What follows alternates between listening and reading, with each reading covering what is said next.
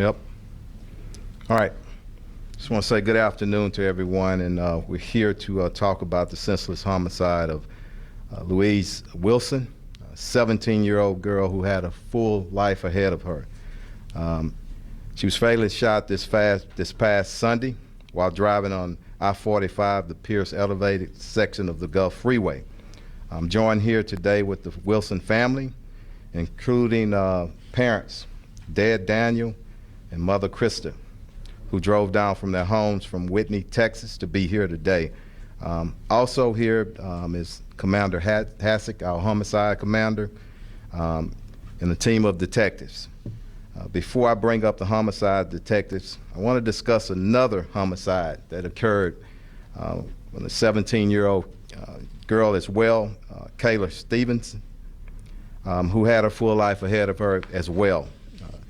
Kayla was fatally stabbed in what we believe was a robbery in the 5100 block of West Alabama just this past Saturday. I'm proud and pleased to announce the arrest of that suspect this morning. We'll have more details on that a little bit later, but she is in custody. We want the same justice for this family, the Wilson family, as we did for the Stevens family. Just want our community to reach out and do what you can to get us information to bring this person in custody. The father, Daniel, will step up to say a few words following our investigator, Detective Caleb Bowling. But before I do that, I just want to pause, and we've been here before, and it's sad. We're in a large city with some homicides, and we got a lot of work to do, but I'm very proud of the great work that our homicide investigators do every day. The clearance rate, the percentage, is probably better than any major city, and we're going to keep going there, but every family is important to us. Every block in this city is important to us, and anybody coming through visiting is important to us. And we're going to stand strong as a community. But I want to just briefly, and I know Dad's going to speak, but I want to say something as a chief. And I shared with this family. I spoke to them a few days after the incident. But I also looked at the interview last night on the news. And the strength, the spirit of parents during a tragedy is just amazing. And I want to applaud them for that. And then in the conversation, to know that she wanted to be a police officer. She wanted to be a canine handler. That's who she was. And we're going to make sure that we do everything we can to bring some justice to this suspect, our suspects, and get them in custody. But I'm going to bring up the investigator now, and then we'll hear from her dad and Hector Garcia. Commander Hector Garcia will translate in Spanish for us, okay? Investigator, come on up. Detective, can you give your name, title, and spelling, please? My name is Caleb Bowling. All right. Name is Caleb Bowling, C-A-L-A-B, Bowling, B-O-W-L-I-N-G. I'm a detective with the Houston Police Department here, Homicide Division. I'm going to start with patrol units with our downtown division responded to a shooting that took place on the Pierce elevated of section of 45 southbound lanes just after 1 a.m. on Sunday morning. Upon arrival, officers located a vehicle that had pulled onto the right small shoulder area. They found a female who had been shot multiple times, along with a male who had been shot once in a non-life-threatening area, and a second uninjured male. Members of HFD arrived on scene shortly after and pronounced the female victim deceased. The injured male was transported to an area hospital where he was later released that same night with those non-life-threatening injuries.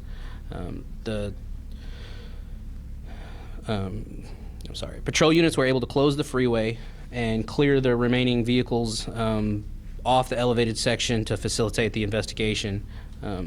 The female was, around that time, identified as Louise Wilson. The two males that were inside the vehicle, who were also from Whitney, Texas, provided us with statements about the incident and indicated that they were driving through Houston while on their way to Galveston. The witnesses indicated that Miss Wilson had moved into the right-hand lane, unintentionally cutting off the vehicle. Vehicle that they had cut off accelerated and overtook her on her driver's side of the vehicle they were in. A suspect, described only as a black male in his mid-20s, in a newer model black four-door sedan, began firing into Luis's vehicle, striking her and the male witness. The suspect vehicle continued along I-45 southbound without stopping. Miss Wilson was able to brake her vehicle and bring it to a stop. Luis's last act was to safely pull over and most likely saving the lives of the two males and further injury and anyone else that was on the freeway in that very tight area there on the Pierce Elevated. It was a heroic act for her to be able to get that car to the side and stopped with the injuries that she sustained. We know, being 1 a.m. on a Saturday night or into Sunday morning, 1 a.m. on a Sunday, that there were other vehicles on the road out there, and that's who we're looking to and asking for help from. Whether they saw something that they think is insignificant may be very significant to us. So we're asking for anybody that had been in that area and saw anything to please come forward, to call us at the Homicide Division, or if they would like to remain anonymous, there's always Crime Stoppers at 713-222-TIPS. Thank you very much. Thanks, sir. Great. Take your time. As Chief said, my name's Daniel Wilson, and this is my wife, Krista, and we're here about our daughter, Louise. I want to thank the Chief, the Houston Police Department, the media for being here, for allowing us to talk about Louise and try to find out who did this. But, you know, as Detective said, you know, our daughter was just trying to go to the beach to watch the sunrise with her boyfriend on her day off before she had to go back to work again. You know, she wanted to just see this great, you know, travel through here and go see Galveston and have a good time. And she ended up dying a hero. She was shot through her heart, and she was still able to safely pull over the car and save the people in her car and other people that were driving. And she wanted to help people, and she helped them. And we'll always remember that of her. We know that the person who did this might see this, or if there are other people around, there is a reward. So think about that. And the people at her work are raising funds to add to that. So just know, if you have somebody who said something, you can. There's a reason to come forward to just give a face to what had happened here. Louise was a beautiful young woman. Everybody that we've come in contact with, we may not have known them, but they knew her. From the funeral directors that we've had to talk to the grave digger at the cemetery, we had to find a place to put her daughter. And they know her. They knew her smile, and they talk about what a beautiful young girl she was. And so just think about that, of what you took from this world and what she could have done. You know, lay that on your conscience, whoever did this, and just know she took an angel from, and you gave an angel, but you took such a beautiful, took our baby girl. Thank you so much for everybody giving us a minute of your time, and just know and thank you. Commander, go ahead, sir. Thank you, Chief. Buenas tardes. Estamos aquí para hablar sobre el homicidio sin sentido de Louise Wilson, una joven de 17 años de edad que tenía toda su vida por delante. cuando recibió un disparo mortal el domingo pasado mientras conducía por la sección elevada del 45 Sur, también conocida como el Pierce Elevated, de la autopista del 45 Sur. Hoy nos acompaña la familia Wilson, que condujo desde su casa en Whitney, Texas, para estar aquí con nosotros. También tenemos aquí al comandante de homicidios Hasek y los detectives de su equipo. Pero antes de continuar con este caso, a nombre del jefe, queremos reconocer que hubo otra joven de 17 años de edad que también fue asesinada este fin de semana. Su nombre era Kayla Stevenson. Ella fue apuñalada en la calle, en la cuadra 5100 de la calle West Alabama. Y hoy el jefe está muy orgulloso de compartir con el público de que la persona responsable por ese homicidio ha sido arrestada y se le han levantado cargos de asesinato con la pena máxima. Queremos la misma justicia para este caso. Queremos la misma justicia para Louise Wilson. Acaban de escuchar al detective de homicidios que nos dijo que esta joven iba conduciendo con dos otras personas en su vehículo. Eran aproximadamente la 1 de la mañana del domingo y iban a Galveston a ver el amanecer, a ver salir el sol. Desgraciadamente hubo una ocasión donde la joven tuvo que desviarse de su carril, moverse al otro carril, y eso hizo que se enfadara. Otro conductor que estaba atrás se le alineó y le disparó al carro, hiriendo mortalmente a la joven, y también otra persona dentro del carro fue lastimada por la bala. Lo que es un milagro es de que la joven Louise tuvo la certeza, tuvo la capacidad de mover su vehículo al lado y estacionarlo en un lugar seguro para que no hubiera más percances. Su último acto fue en realidad salvar la vida de sus otros compañeros dentro del carro. Lo que sabemos es de que era un vehículo de 4 puertas, el de los sospechosos. Si alguien sabe algo sobre esto, por favor, háblenle al Departamento de Policía, a la División de Homicidios.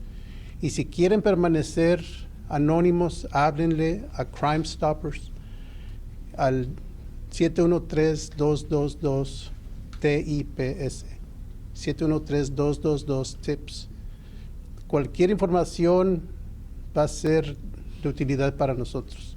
Les pedimos su ayuda para darle justicia a esta familia que ha venido a pedir la ayuda de todo el público de Houston.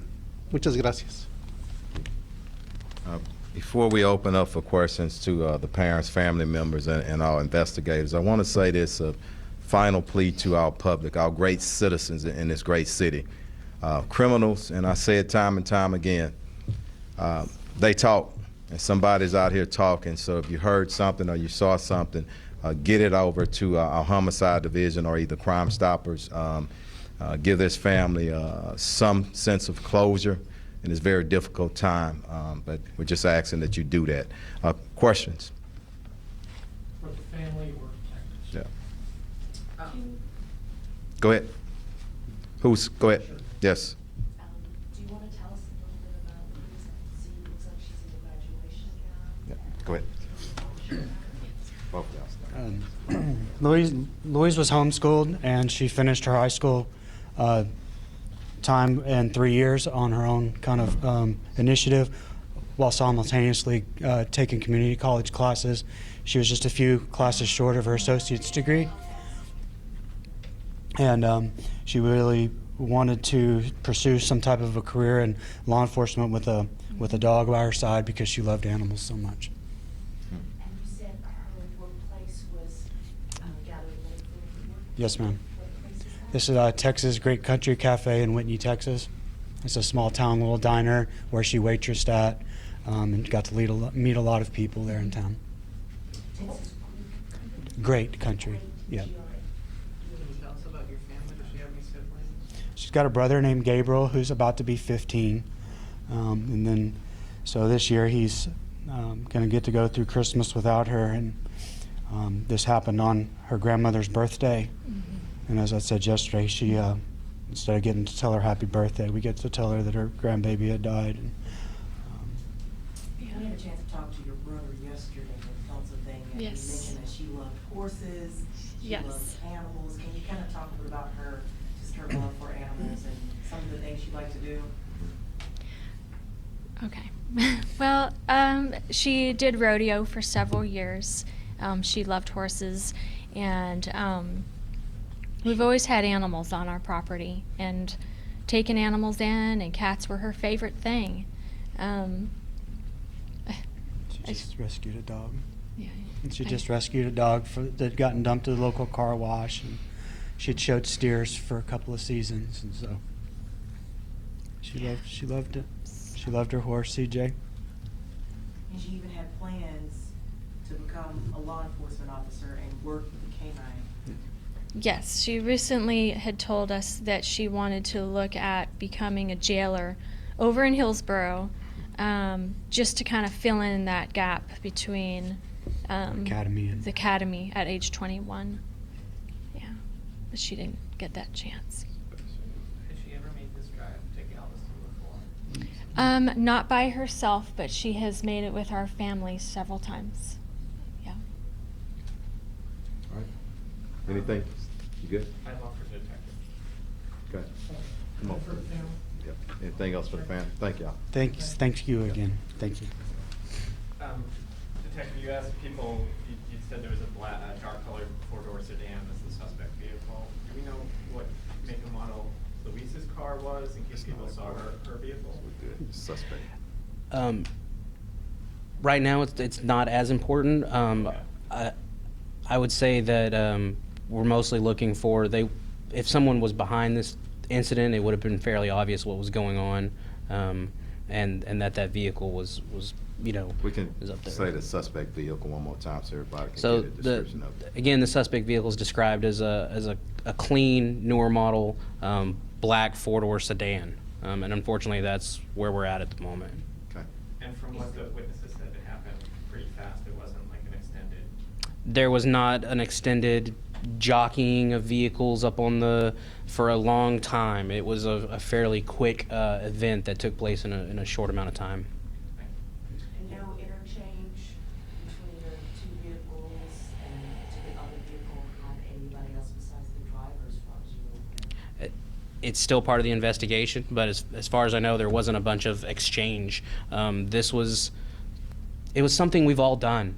I believe everybody that's driven on a Houston freeway has probably cut someone off by accident before and had to jockey for a position on the freeway, and for whatever reason, that resulted in this act of violence. Senseless. All right. Have you guys been able to canvass any surveillance, maybe from like high-rise apartments that are out from the freeway or anything like that? Canvassing is obviously part of our investigation, and it is still ongoing and still part of what we are out doing. I want to talk about cameras too, very, very briefly, because I want to get the family to a little bit of a rest during a difficult time. This is why I'm saying the press conference that I had, and it didn't address cameras on freeways, but we need cameras and license plate readers wherever we can. And I'm making a plea to political leaders, community leaders, everyone. We have that technology. There is a cost to it, but if we go into a public-private partnership, we can get a lot more cameras. You can't put a police officer at every block in the city, but we can certainly enhance the cameras, and that's what we're doing. So a part of that campaign is working with our officials to get more cameras, because if something happens on the freeway, I want to be able to pull it as quickly as we can, identify that vehicle, get those suspects, and get them in custody. So I don't want to go too long on that, but I think it's appropriate to state it right now. So any more questions? Can I follow up? Yes, on that one? absolutely. Yeah, I know we with have me? Red Star Go ahead. cameras, Yeah. They were maybe they didn't record. Yes. They may have caught it. We hit Talk about the a few enforcement. roadblocks on that, and that's where we all have to come together as a state, as a region, you know, to understand the need of, you got to have cameras, but you have to have recording capabilities up there and work our way through the concerns with our public and legalities, but we got to push to get them up. So thank you. Any more? And just kind of talk about, I mean, people are afraid to drive on the roadways because, I mean, a simple passing in front of somebody, you know, you don't know if that person has a gun, you don't know if they're Well, going to call you home. What can you say? First of all, I want to say she didn't do anything wrong, and that's what I want the family to know. She didn't do anything wrong. This is the fact. It's really senseless and cowardly for somebody to shoot somebody because you don't even know what's going on in the car. But unfortunately, it's the way that certain people are going in our society right now. Guns in the hands of the wrong people, and you're not thinking about anything. You get upset and you want to fire off some rounds, and that's something that we got to stop. But she didn't do anything wrong based on what the witnesses are saying. But make sure that we're not, you know, engaging in any kind of, somebody cuts you off or does something, let them go up the road, okay? And that was not the case here. She had, you know, she was just at the wrong place at the wrong time. A great young lady who we're going to celebrate her life some kind of way here, and I mean that, okay? So we'll end with that, and thank y'all for being here. But what we need is a lot of help with people in the community. And when y'all run this story, and please put that description of the vehicle out there, and if somebody's seen something, please say something. We need to get some justice for this family. Thank y'all. Thank you.